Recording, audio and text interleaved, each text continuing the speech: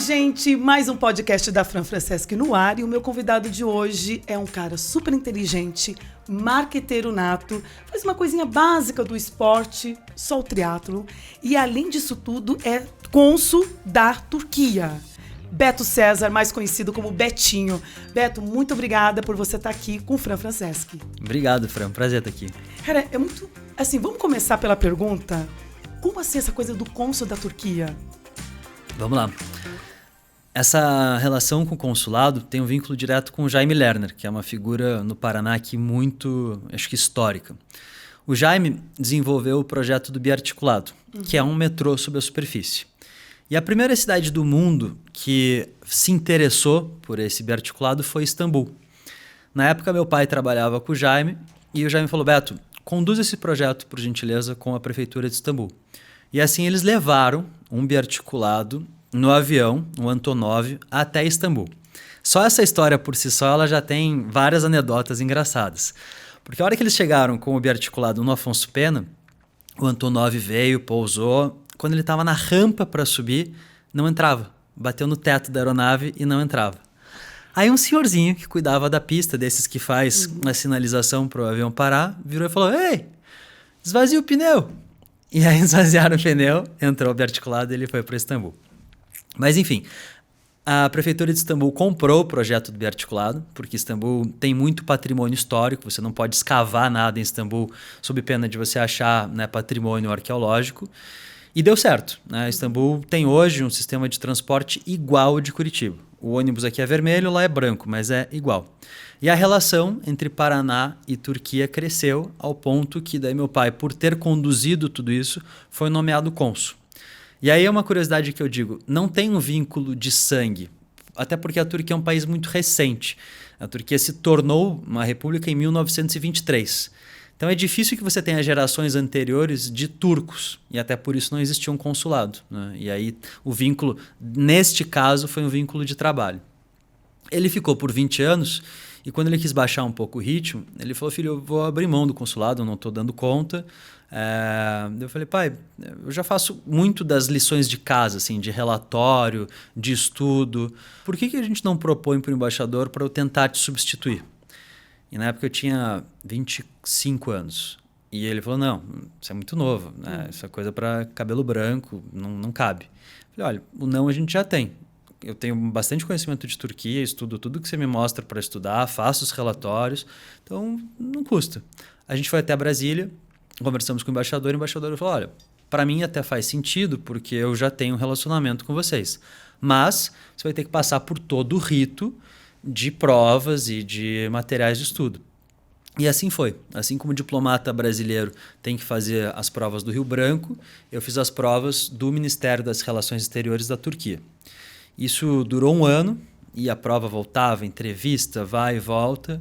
E aí, passado esse 1 ano, ele me ligou e falou, olha, você passou, então você pode assumir o posto. E está sendo muito legal, porque eu criei uma conexão com a Turquia que parece ser de outras vidas, assim, de tanto vínculo que eu sinto hoje com a Turquia, né? E aqui em Curitiba a gente tem uma presença grande assim, de turcos ou... A gente tem 34 famílias no Paraná.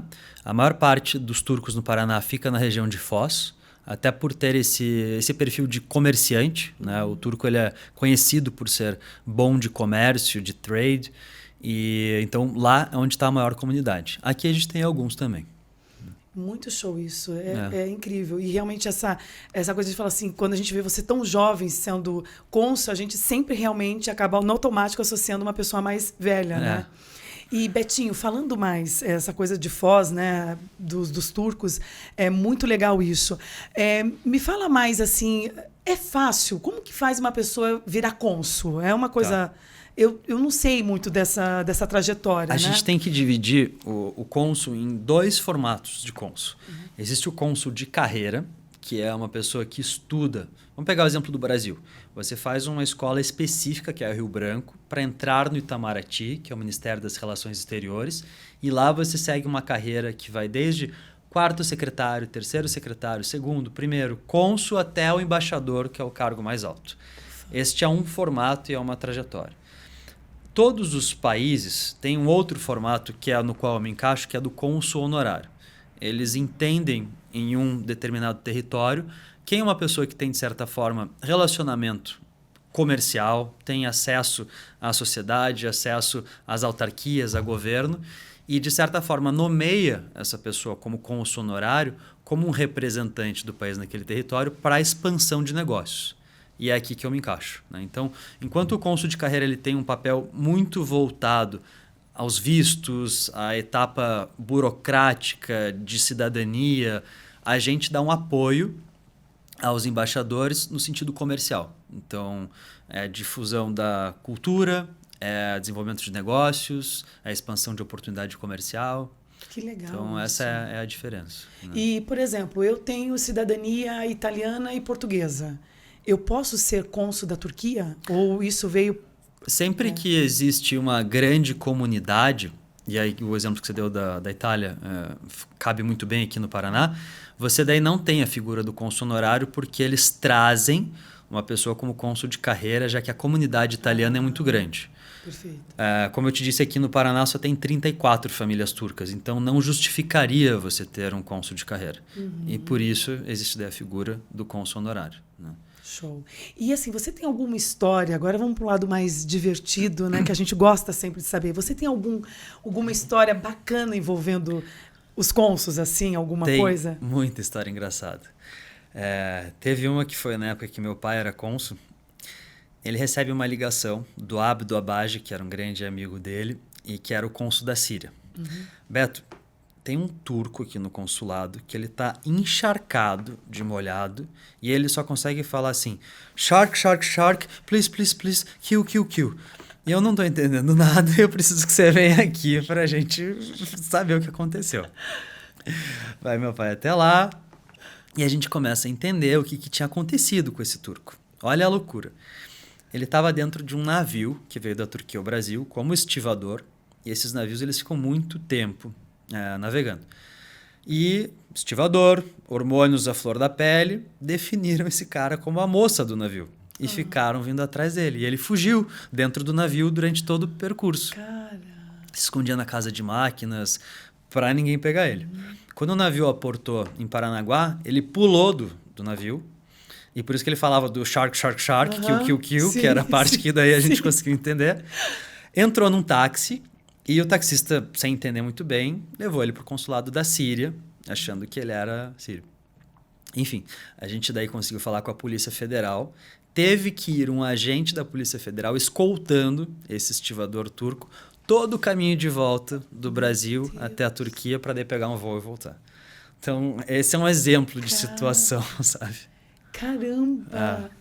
Não, deve ser entre outras, né?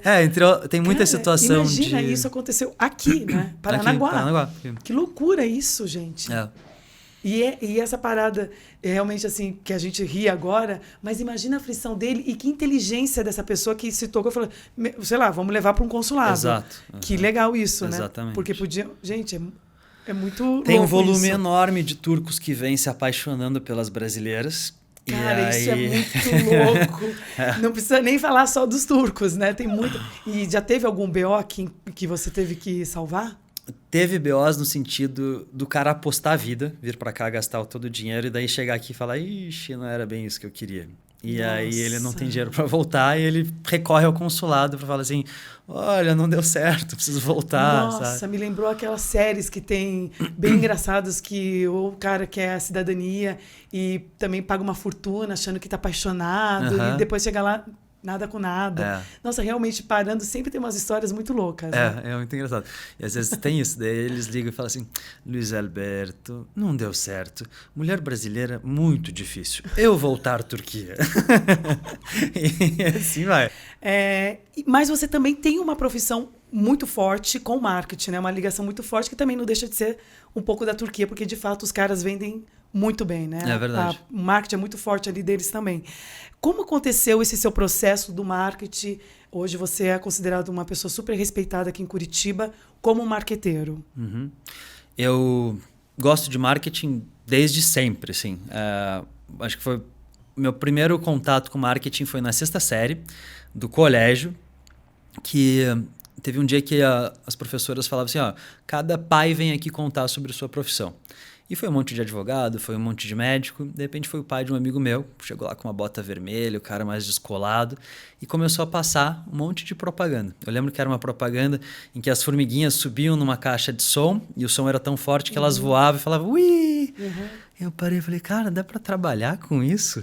Tá demais trabalhar com isso. Já decidi minha profissão agora na 6ª série. E assim eu fui aprendendo um pouquinho mais sobre marketing, convivi muito com o pai desse amigo. Foi até o lugar que eu estagiei por primeiro, que era a Heads Propaganda. E ao longo da minha formação, eu só sentia que existia quase como se fosse um abismo entre o que era o desejo do empresário, que era de resolver os problemas de marketing da empresa dele, e o que as agências de publicidade entregavam, que era muito etapa só de publicidade.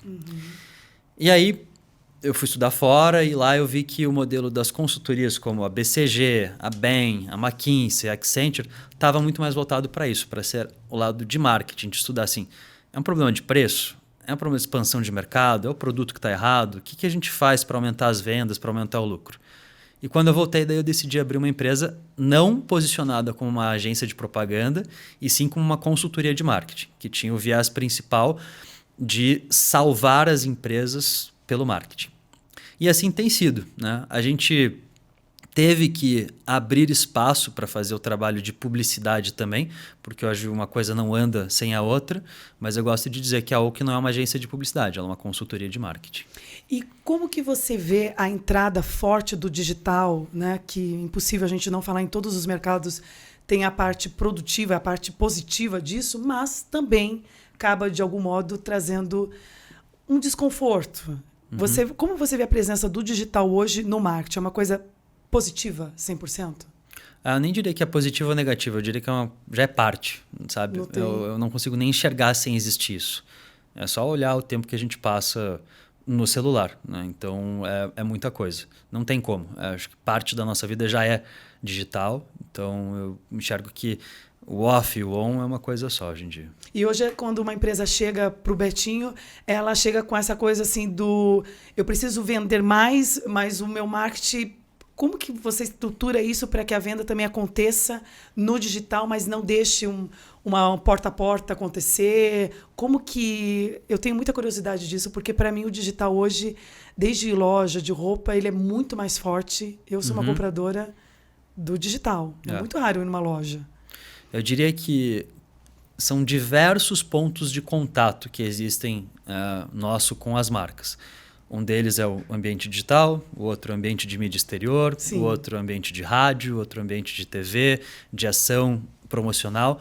Cada um deles ele tem que ser contemplado porque a gente entende a marca como um todo. Sim. Ela conversa com a gente de maneiras diferentes. E a gente consolida cada vez as marcas quando você tem essa presença integrada, né? Então eu gosto de usar cada ambiente com a sua vocação. Você não vai ter o mesmo anúncio numa campanha de mídia exterior, de imobiliário urbano, como que está de mídia programática. Eles têm que se comportar de jeitos diferentes, mas eles têm que existir nesses dois ambientes. E falando agora de mercado, marketing, a visão sua, logicamente que São Paulo, mas eu vejo Curitiba como uma grande oportunidade de explorar coisas, até assim, eles aceitam as coisas diferentes nesse sentido, são ousados. Você vê um crescimento grande em Curitiba ou assim, ainda temos muito a crescer, assim, ou você... Eu vou até além, eu diria que o Paraná. A gente já é a 4ª maior economia do Brasil hoje e em breve a gente deve se tornar a 3ª. Então, assim, é muita empresa que tem para explorar aqui. É muita cooperativa, o setor agro é muito forte, é muita indústria. Então, tem muito para se explorar aqui. Eu adoro navegar no Paraná e acho que ainda tem muito para crescer aqui dentro. E você tem um ambiente de competição um pouco menor do que existe em São Paulo. Então, por isso até... Essa foi uma decisão... A gente tem hoje filial em São Paulo, mas a decisão de ficar em Curitiba é para aproveitar esse relacionamento que a cidade proporcionou ao longo de toda a vida e para justamente mostrar que a gente tem realmente boas empresas e que vão continuar crescendo. E conta para mim, qual que é um case assim, de sucesso na carreira do Betinho? O case que fez a Oak começar, eu acho que ele é bem emblemático, foi da cerveja Patagônia.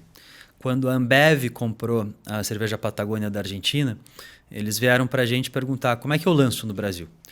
E a gente deu uma sugestão que foi arriscada, que foi dizer o seguinte: não vamos lançar nas praças prioritárias de Rio ou São Paulo e vamos testar fazer esse lançamento no Sul, porque a cultura é mais próxima da cultura argentina. E aí a gente fez um trabalho bem extenso com os restaurantes, pontos de venda, influenciadores, formadores de opinião. E aí começou a surgir na mídia conteúdo de que a Patagônia tinha chegado. E o pessoal de São Paulo e Rio falava, tá, mas não tem aqui ainda, o que aconteceu? Não chegou. Então esse appeal, a hora que o produto chegou lá, se converteu em bastante venda.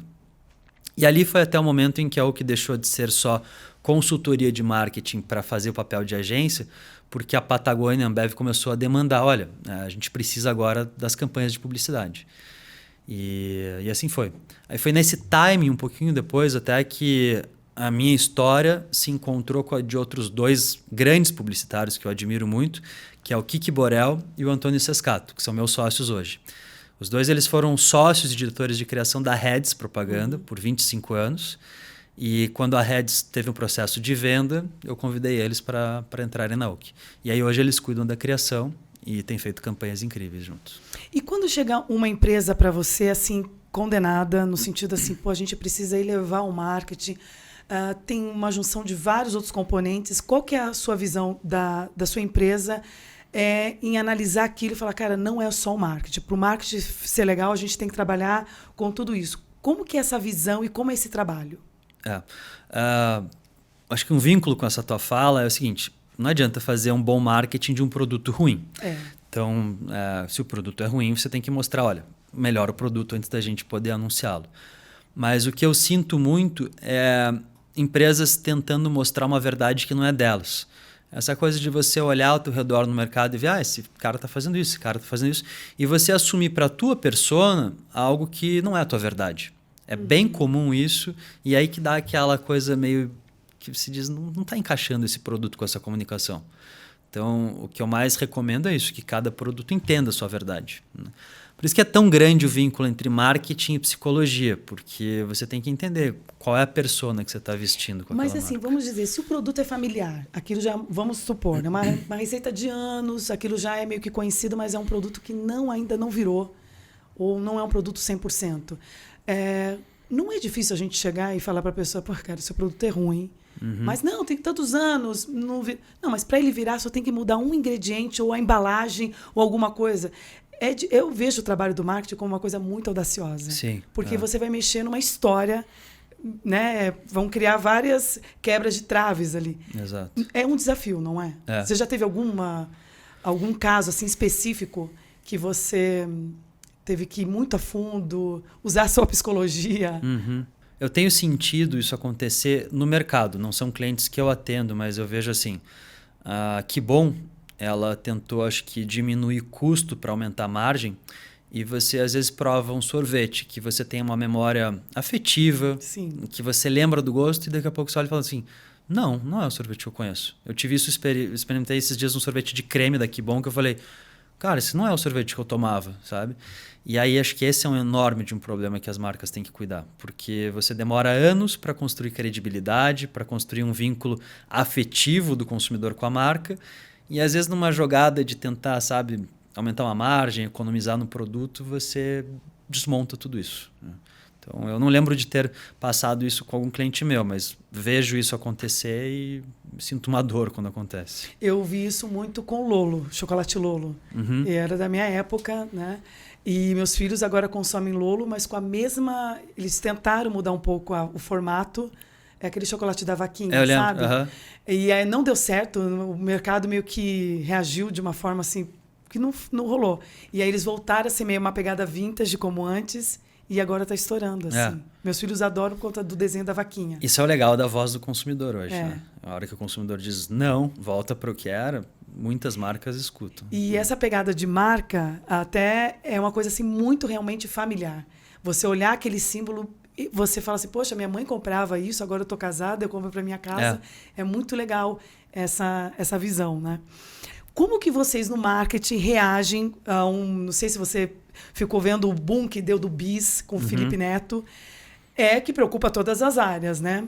Como que o marketing entra, qual que é a sua visão para amenizar o mercado nesse momento? A gente chama isso de gerenciamento de crise, né? Porque ali você tem uma tentativa de campanha, uma revolta, entre aspas, comportamental.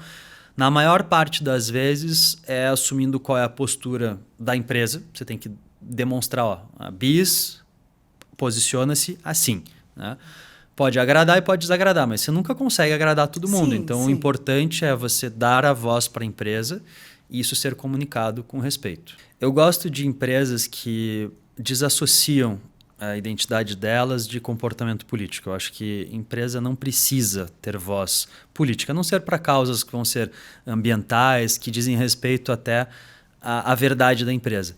Mas se não, se você for observar assim, até as grandes empresas, via de regra, elas são neutras. Elas não vão tomar partido para lá ou para cá.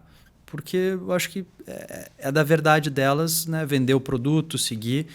E sempre que a empresa toma um posicionamento político, tende a ter esse tipo de situação. Vai agradar uns e vai desagradar outros. Até pegando um gancho, você também tem um envolvimento político bacana, né? Na área de marketing também? Eu adoro fazer marketing político. De 2 em 2 anos, esse é um setor que a gente se dedica bastante.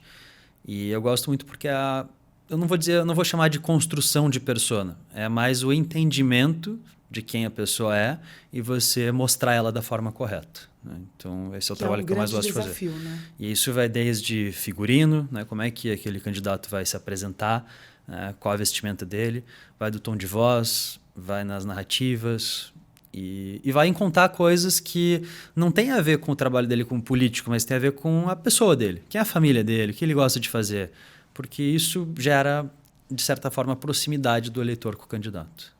E isso sempre existiu, essa ajuda política voltada no esporte, do marketing junto com a política, porque a gente vê muito isso no mundo do esporte, um comportamento de um jogador mais lá fora, né? Tem todo um trabalho de marketing para como ele se posiciona. Na moda agora está crescendo muito isso. Na política sempre teve? Já desde a época de Roma, né? Desde os sofistas. Que legal. Acho que muito do trabalho de marketing político vem dos sofistas que construíam os discursos para, de certa forma, os candidatos ao Senado. Então, é bem antigo. Cara, é uma coisa que a gente não... Eu não parava para pensar sobre isso. Lógico que o marketing é vida, né? Eu falo que marketing e venda tá ali lado a lado, não tem como. Falando mais sobre a parte política, você fala que cada 2 anos você se envolve. Né? Você foi agora ou o próximo ano você vai se envolver? Ano que vem a gente tem as eleições municipais. Então, via de regra, a gente faz campanhas para os candidatos às prefeituras. E no ano anterior, a gente fez as campanhas que a gente chama de proporcionais, que são as campanhas para deputados estaduais e federais. E quantos anos antes você já começa esse trabalho? 1 ano antes. 1 ano antes? Normalmente você começa com o que a gente chama de diamante, que é uma imersão que você faz com o candidato, fica horas conversando com ele, tira todos os, de certa forma, pontos de atenção dele, né? E depois você vai construindo e narrando isso ao longo do ano. A campanha em si ela tem uma duração de 3 meses, não oficial, né? 45 dias bastante intensos, mas o trabalho como um todo ele vem de 1 ano antes das eleições, né? E Betinho, eu estou aqui conversando com você e lembrando de uma amiga de faculdade, eu sou formada em publicidade e propaganda. Que ela brincava e falava assim, eu saí para conhecer uma pessoa muito interessante, mas era marqueteiro. Eu falei, e daí, amiga? Ela falou assim, não, você já viu o marqueteiro, ele analisa a gente, parece que você está com uma cartomante na frente. Eu falei, e eu estou sentindo isso com você. Não. Porque é natural do marqueteiro, a gente acaba analisando, isso é legal, essa pessoa, o corpo fala também. Sim. Você tem um avanço, né, maior para analisar tudo isso. Você é assim no seu dia a dia, de analisar um monte de coisa e falar, esse cara está falando, mas não é verdade, o corpo dele está falando outra coisa. Eu acho que você faz isso de um jeito inconsciente. Inconsciente, exatamente. Coitada dessa minha amiga, até hoje ela não casou. Deve ser por isso. Porque é muito isso, você entende assim, qual é o comportamento aqui, Exato. Quais são os elementos presentes. E você faz isso no automático quando está aqui no Brasil ou fora? Acho que sim. Até isso tem para te explicar um pouco desse vínculo entre consulado e o marketing. O papel que eu mais faço no consulado é trazer empresas turcas do Brasil para o Paraná e levar empresas brasileiras para a Turquia. E aí, por isso a gente tem que entender muito comportamento. Sim. Porque quando eu estou lá na Turquia, eu fico observando assim, o que do Brasil que um turco consumiria? e o que aqui, né, a gente consumiria que pode vir da Turquia. Dá certo quando você entende que aqui tem uma aceitação, aqui não tem. Né? E aí, para isso, é marketing. Né? Então, é desenvolver o produto de acordo com o perfil do consumidor. E também a sua cabeça como deve girar no sentido que realmente a cultura é diferente até na questão de afeto, né? Se bem que o turco é um pouco mais afetivo. Eles são muito parecidos com o brasileiro. Sério?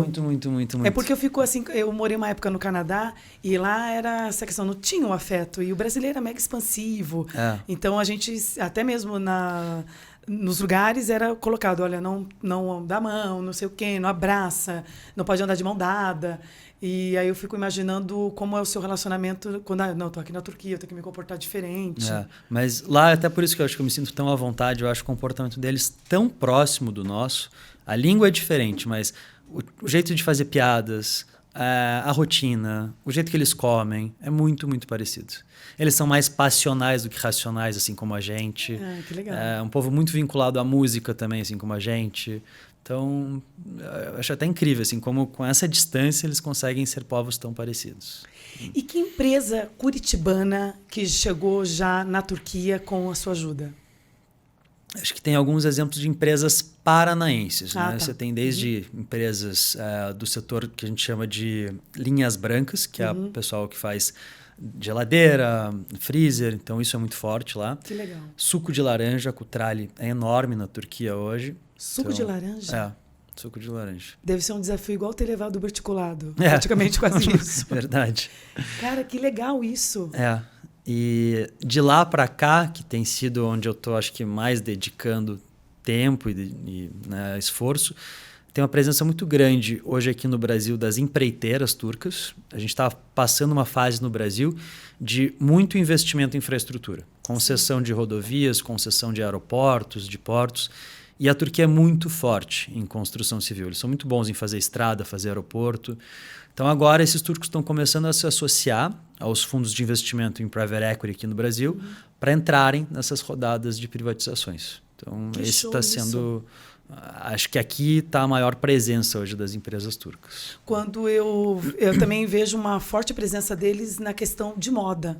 Né? A Turquia tem um bom... E além das novelas mexicanas que a gente diz... Novelas... Mas as novelas turcas, mas com aquele choro mexicano, porque são ótimos para fazer. E eles estão se encontrando no mundo do cinema. Tem, acho que... Poxa... Vários filmes legais. Vários, assim, legais que tá lá em primeiro lugar, segundo. Tem uma da Turquia que, cara, quando acabou, quase que eu falei, por que acabou, cara? Não faça isso, me senti sozinha. Mundos, assim, da Turquia que me envolveram, que eu acho muito legal. A espiritualidade deles é uma coisa muito bacana. É lindo. Moda, eles têm um bom gosto. E na questão também de tecido, de estampas, uma coisa única só deles. Então, isso me encantou muito quando eu estava no mundo moda, olhando esse mercado, como eles são maravilhosos.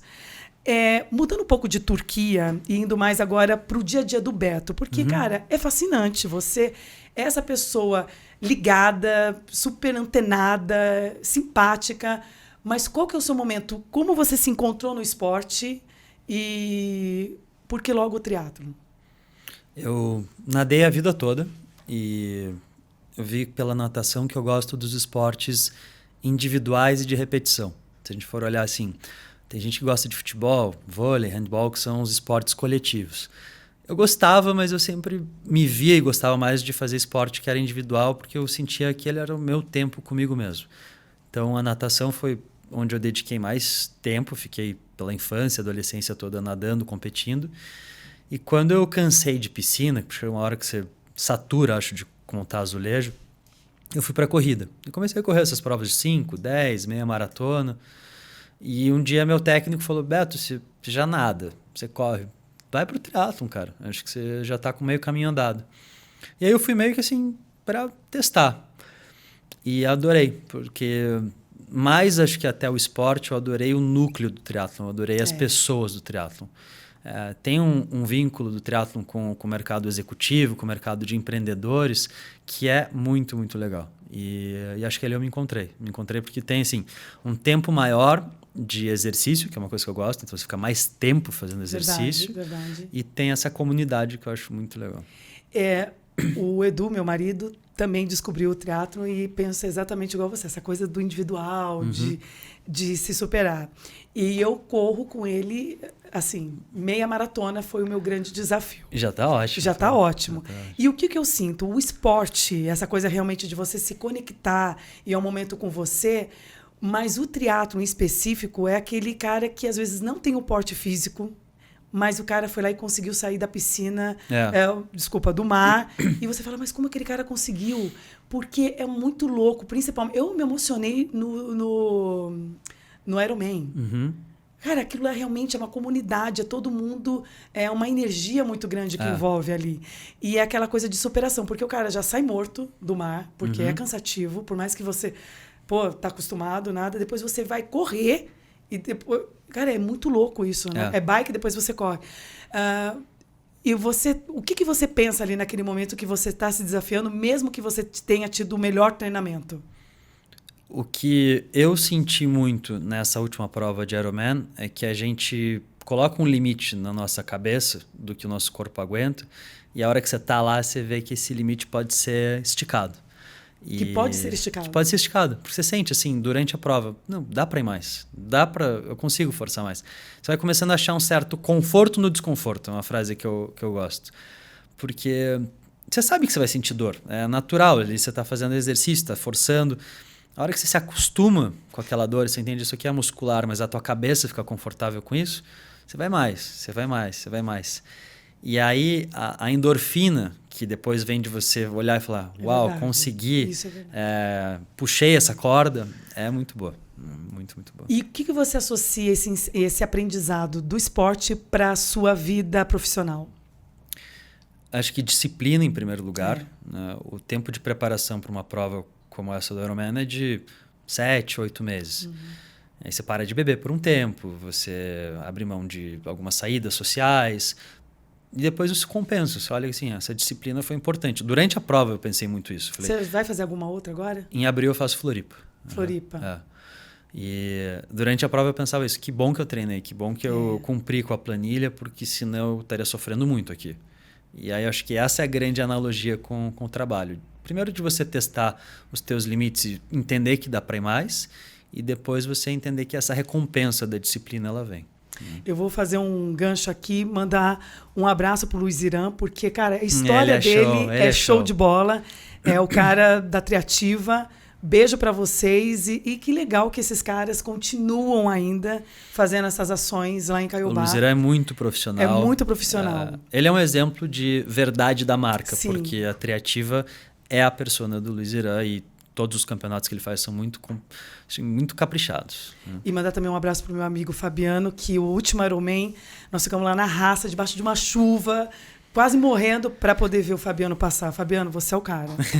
E o próximo, cara, eu vou gritar por você também. Tá bom, vamos embora. Porque eu sou a rainha da torcida com 4 crianças. Vou adorar. Tá? Se não for lá com o Luiz Iran, eu vou pra Floripa e a gente vai gritar. Porque o meu marido... Eu quero ser uma esposa de um Ironman, entendeu? Esse é o lado da comunidade que eu te comentei, que é muito legal. As famílias juntas. Eu vou desafiar esse meu marido e vou falar, amor, vamos para um Ironman. Betinho, a gente já falou assim do grande de se superar, né? No momento em que você tá lá correndo e o mental é fundamental, né?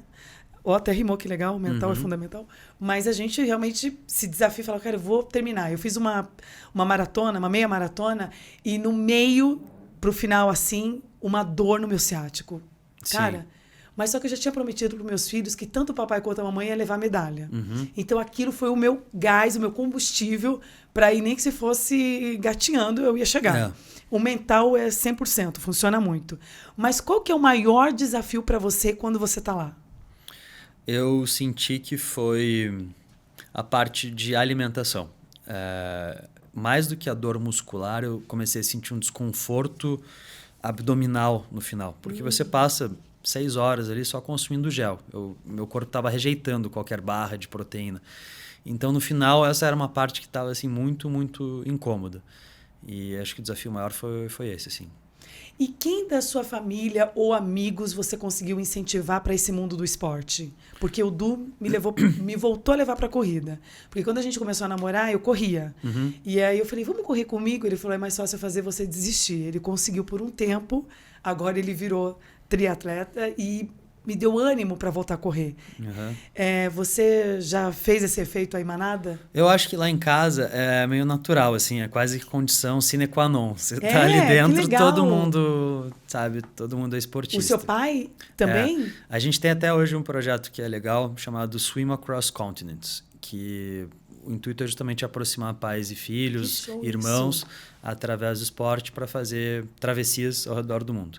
A gente começou fazendo uma travessia lá em Istambul, né, do Oriente para o Ocidente, então a gente nadou da Ásia para a Europa, no Estreito de Bósforo.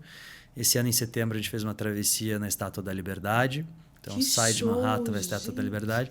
Cada ano é uma. Né? E quanto tempo dura essa travessia? Depende a distância. Essa de Nova York foi quanto? 4 quilômetros. É mais ou menos uma hora. 40, que legal segundos, isso.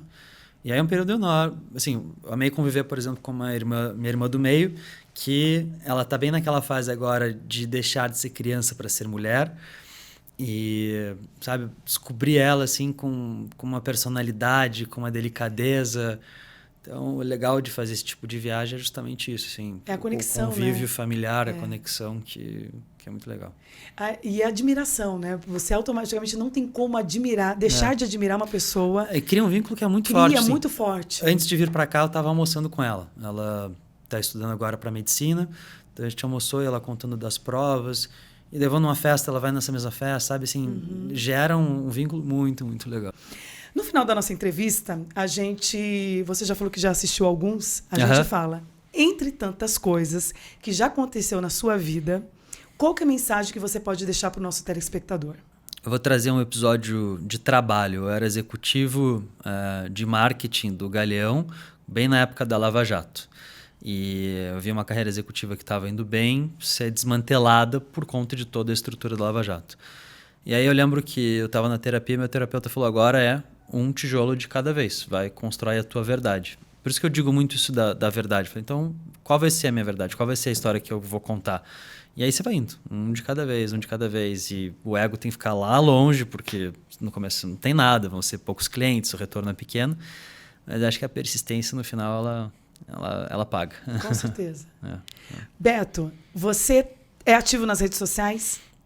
No Instagram eu sou um pouco. Então, sim, como que você está lá no Instagram? @Betinho César.